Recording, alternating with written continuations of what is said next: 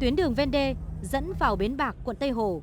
Hàng ngày có hàng trăm xe tải cỡ lớn ra vào bốc xếp, vận chuyển vật liệu xây dựng.